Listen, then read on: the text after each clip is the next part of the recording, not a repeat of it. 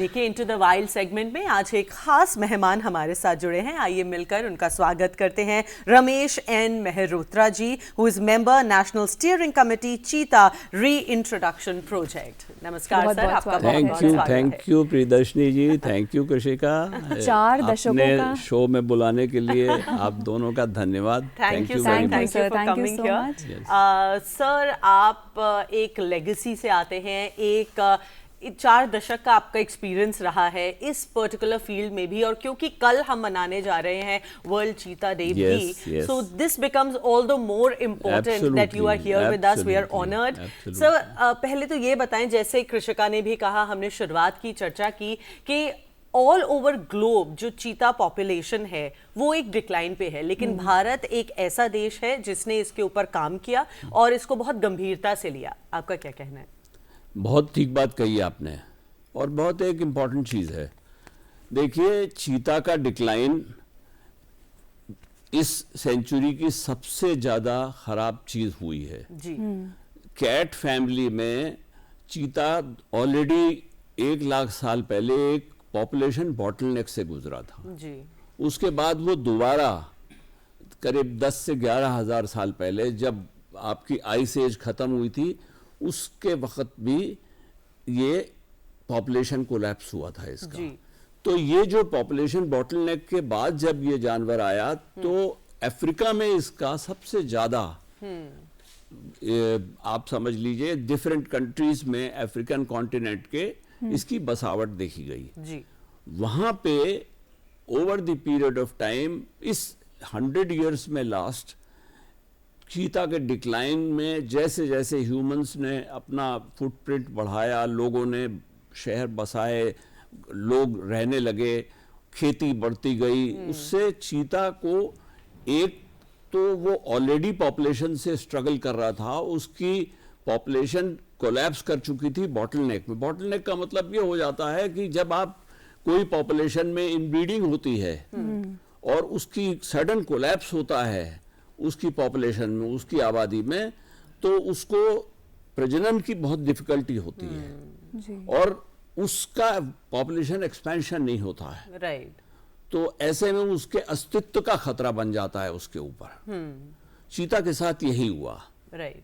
और अब तो अगर ये नहीं रोका जाएगा तो इसके लिए सारे देश अपनी पूरी प्रयास कर रहे हैं। मुख्य रूप से अफ्रीका के वो कंट्रीज जैसे Namibia, Botswana, South Africa, Kenya, Tanzania जी। और कुछ चीता इथोपिया में भी हैं। तो अब ये पॉपुलेशन घटते घटते 7,500 के आसपास रह गई है। एंड सर, अगर हम भारत की बात करें तो आज चीता पॉपुलेशन कितनी है इंडिया में?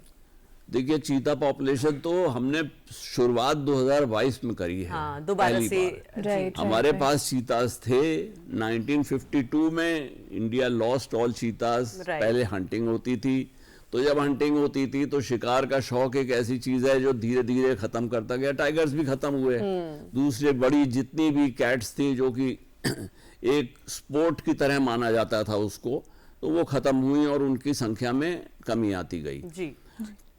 चीता 1952 में खत्म हुआ, टाइगर घट रहा था। तो टाइगर प्रोजेक्ट जब 1973 में लॉन्च हुआ तो उसमें तो बढ़ोतरी हुई। चीता प्रोजेक्ट उस पिछले कुछ दशकों में उसके ऊपर किसी ने इतना ध्यान नहीं दिया, क्योंकि चीता खत्म हो चुका था। इसलिए मुश्किल काम था इसको वापस बसाना इस मुल्क में। कोई कंट्री दुनिया की ऐसी नहीं है जो बाहर से जानवर को ला के इसको, उसके लिए उसको बचाए, उसकी पॉपुलेशन को सर्वाइवल के लिए आगे के भविष्य उसका बनाए। India was the first nation, I will say, जिसने ऐसा स्टेप लिया। और वो भी 22 में आके, 2022 में, जो शायद बहुत पहले ले लेना चाहिए था। इसकी मीटिंग मैंने जब एक खुद करवाई थी 2010 में, जब मैं सर्विस में था, तो 2010 में पहली मीटिंग हुई थी जब चीता के वर्ल्ड के सारे एक्सपर्ट्स आए थे जी। और उन एक्सपर्ट्स ने सबने यही राय दी थी कि हिंदुस्तान एक ऐसा कंट्री है जो कि बसाएगा भी और इनको एक अच्छा नया घर देगा। पर सर इस प्रयास के बाद कृषिका आप कुछ पूछना चाह रहे थे? राइट, कि मैं ये जानना चाह रही थी कि बिग कैट्स की तो इतनी इंपॉर्टेंस है, हम जानते हैं हमारे इकोसिस्टम में, पर्टिकुलरली चीता की क्या इंपॉर्टेंस है हमारे इकोसिस्टम में? चीता की देखिए सबसे बड़ी इंपॉर्टेंस तो आपको मैं एक बात बता दूं, सब ये हर एक जानवर का अपना अलग निश होता है जी। चीता की जो प्रेफरेंस होती है, छोटी कैट है जी। कैट्स की दो कैटेगरीज होती हैं, एक बिग कैट्स एक स्मॉल कैट्स। बिल्कुल। स्मॉल कैट्स जो होती हैं वो एक फैमिली टेक्निकली स्पीकिंग फेलिनी कहलाती है। ओके। और जो बिग कैट्स की फैमिली होती है वो कहलाती है पैंथेरिनी। ओके। तो पैंथेरिनी फैमिली में आपके टाइगर, लायन, स्नो लेपर्ड ये जो बड़े जानवर हैं ये आते हैं। छोटी कैट्स में चीता यद्यपि छोटा नहीं है, जैसे हम आम बिल्ली होती है देखते हो आप लोग शहरों में देखते हो, और दूसरे जानवर जैसे छोटे होते हैं, आप उनमें आपको मैं बताऊं, मैं बिल्ली से बड़े थोड़े कैरकल एक एनिमल होता है वो भी हिंदुस्तान में पाया जाता है, बे कैट है, जंगल कैट है। तो बिल्ली की जो प्रजातियां हैं they are all in a category called felinae. तो this subfamily of felids, cats की सब फैमिली फेलिनी कहलाती है, उसमें चीता सबसे बड़ी कैट है। तो चीता की इंपॉर्टेंस भारत में इसलिए हो गई कि 1952 में जब खत्म हुआ तो सबसे पहले प्रयास उसको वापस लाने का यहाँ किया गया 22 में। तो 2022 में सितंबर के महीने में हम लोग 8 चीता नामिबिया से लेके आए, जिनको कि फरवरी 23 में हमने 12 और लाए। 20 चीतास टोटल हिंदुस्तान में सबसे पहले भारत ने। सर तब 20 थे, आज क्या है वो संख्या? अब तो आप समझ लिए बहुत उतार चढ़ाव आता है, ये इतना आसान नहीं है कि आदमी की तरह आपने किसी को रख लिया और उसको खाना दे दिया।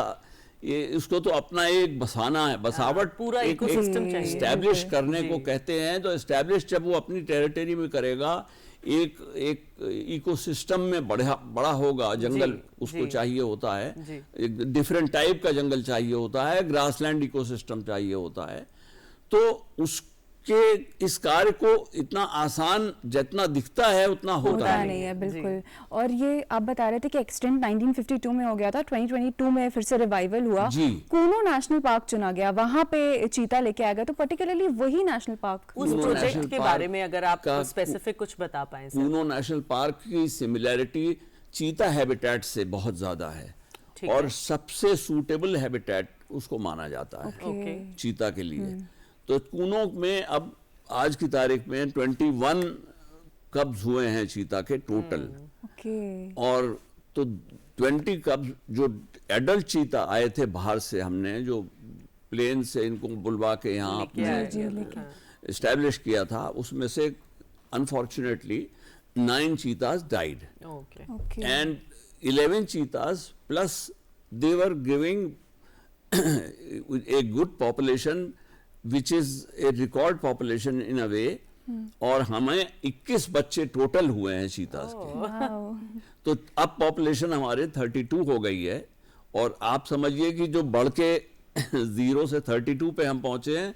चूंकि सबसे बड़ी खबर उसकी एक और है इंटरेस्टिंग, कि जो फर्स्ट चीता आया था इंडिया में, जिसका पहला बच्चा जो हुआ था वो फीमेल थी, एंड मुखी उसका नाम है, उसने भी एक अपने 5 बच्चे दिए। तो फाउंडर पॉपुलेशन की बिगिनिंग हो गई है यहाँ से। That means they are now well adapted to the environment. Yes. तो इसमें 10 तो बिल्कुल फ्री रेंजिंग है, दूसरे लिमिटेड साइज बोमास होते हैं उसको। सर ये भी जानना चाहेंगे, जैसे चीता इज अ स्मॉल कैट, लेकिन इसकी अपने आप में क्या विशेषता होती है? Big cat, small cat, complete cat family में चीता स्पेसिफिकली कैसे डिस्टिंक्ट होता है बाकी? 2 चीजें हैं। एक तो चीता सबसे फास्ट एनिमल है, राइट। एक सबसे सिग्निफिकेंट उसका एक कैरेक्टरिस्टिक ये होता है, करीब 100 के आसपास किलोमीटर की स्पीड से 70 माइल्स पर आवर की स्पीड नॉर्मली चीता की होती है, जिससे वो भाग सकता है।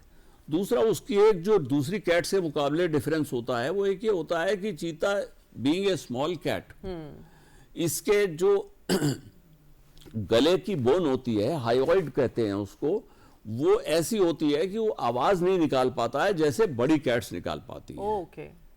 तो बड़ी चीता cannot roar, it cannot roar exactly. A cheetah cannot roar. Cheetah will have a purring sound. Okay. जैसे दूसरी कैट्स होती हैं वो रोर नहीं कर सकती है। हाँ। तो वो हाइड बोन जो होती है वो फिक्स्ड होती है स्मॉल कैट्स में। बिग कैट्स में वो कनेक्टेड होती है through muscles and various other tissues. It is not a fixed bone.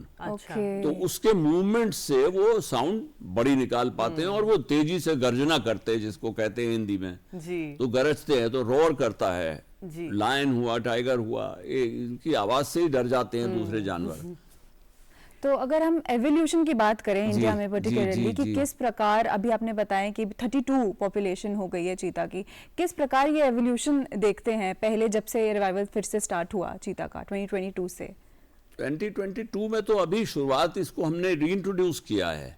उसके पहले से अभी तक का क्या? पहले से इतना परिवर्तन आ गया है कि ये जब आप देखिए कभी भी चीता का 32 जो टोटल पॉपुलेशन है इसमें 20 तो बच्चे हैं हमारे, 21 बच्चे हैं जो यही पैदा हुए हैं चीतास। बाकी 11 वर दी एडल्ट वंस जो हमने बाहर से मंगाए थे। उसमें नामिबिया, अब 8 चीता हम बोट्सवाना से भी एग्रीमेंट हुआ है, हम लोग वहां से भी ला रहे हैं।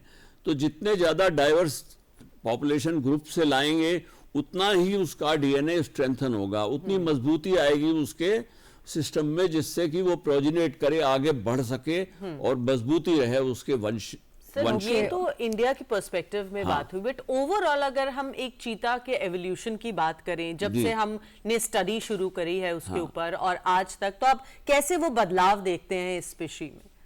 इस स्पीशी में देखिए सबसे ज्यादा तो ये अमेरिका से स्टार्ट हुआ था।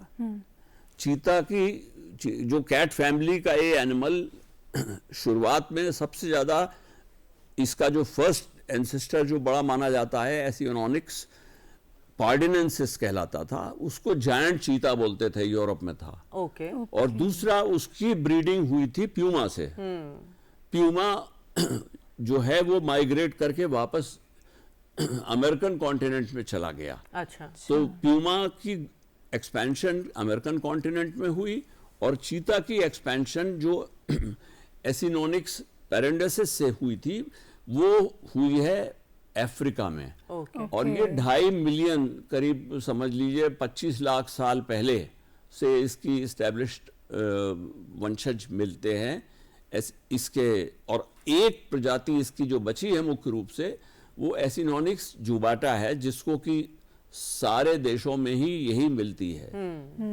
और दूसरी प्रजाति जो इसकी एशियन चीता की है, जिसको कि बहुत कम रह गए नंबर्स, वो ईरान में पाई जाती है। अच्छा। भारत में जो थी वो भी एशियाटिक चीता कहलाता था, लेकिन अभी ये पक्का नहीं है कि उसके भी एस्टेब्लिश्ड कौन सी प्रजाति यहाँ पे थी।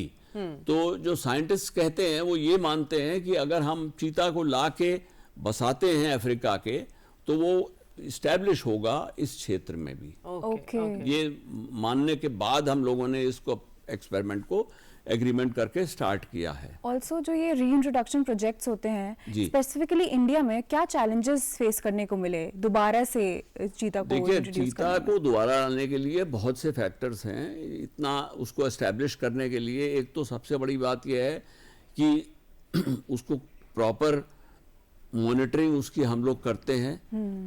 किसी तरह से वो एडवर्स उसका इम्पैक्ट शिकार से या मारने से या किसी दूसरे किसी एक्सीडेंट से ना हो, उसको एक राउंड द क्लॉक हम अभी उसे मॉनिटर करते हैं, जिससे कोई अगर उसको कोई चोट आती है शिकार करने में, हंटिंग के प्रोसेस में एनिमल को, तो उसकी हम वेटनरी केयर कर रहे हैं।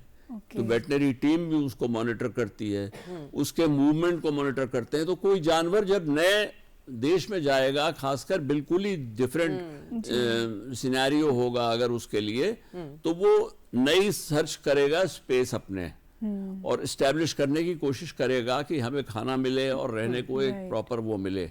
सर आपने अभी केयर की बात करी, तो आपकी जो वर्क प्रोफाइल रहा है उसमें एक बहुत महत्वपूर्ण पड़ाव वो भी रहा जहां पर चीता अगर वुंडेड है, उसको कोई तकलीफ है, तो उसको वाइल्ड से उठा के उसकी प्रॉपर केयर करके उसको दोबारा उसके हैबिटेट में छोड़ा गया। एक्टिव मैनेजमेंट शुरू हुआ था, हम लोगों ने टाइगर के साथ शुरू किया था 2006 के आसपास, और ये चीज चलती गई है। अब हम लोग एनिमल्स का प्रोसेस जो एक्टिव मैनेजमेंट का है उसमें ये करते हैं कि अगर कोई इंजरी होती है, पहले प्रकृति में ये माना जाता था कि अगर कोई जंगल में जानवर है और फ्री रेंजिंग एनिमल जो है उसको अपने हिसाब से एक ग्रुप ऑफ साइंटिस्ट ये महसूस करता है कि उसको ट्रीट नहीं करिए।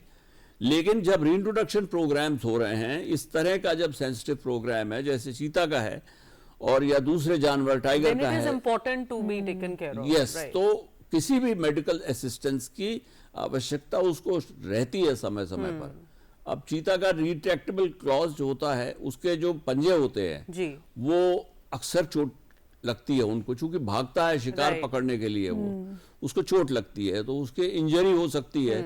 उस इंजरी को ठीक करने के लिए हमें, अगर हम केयर नहीं करेंगे तो वो हो सकता है बेकार हो जाए, शिकार न कर पाए, मर जाए। जी, और जाते जाते मैं ये जानना चाहूंगी कि अभी आपके अनुभव में अगले 10 से 15 साल में क्या फ्यूचर देखते हैं आप चीता का इंडिया में? चीता का पहला सबसे बड़ा तो यही साइन बहुत अच्छा है कि चीता को अभी आप देखिए, उसने एस्टेब्लिश कर लिया है अपने आप को, उसकी पॉपुलेशन डेंसिटी बढ़ेगी और बहुत अच्छी तरह से बढ़ेगी, क्योंकि उसने जब कूनो पालपुर के साथ साथ हमने दूसरी जगह भी एक मेटा पॉपुलेशन के डेवलपमेंट के लिए गांधी सागर में 3 चीतास का रीइंट्रोडक्शन किया है। एक तीसरी जगह है मध्य प्रदेश में ही, तो डिफरेंट मेटा पॉपुलेशन ग्रुप्स 3 जगह पे हम बना रहे हैं, एक गांधी सागर में, एक कूनो पालपुर में और तीसरा है नौरादेरी, एक सैंक्चुरी है उसमें। तो ये 3 एक तरह से पूरा लैंडस्केप चीता से कवर होगा और खुले जंगलों का ये क्षेत्र होता है।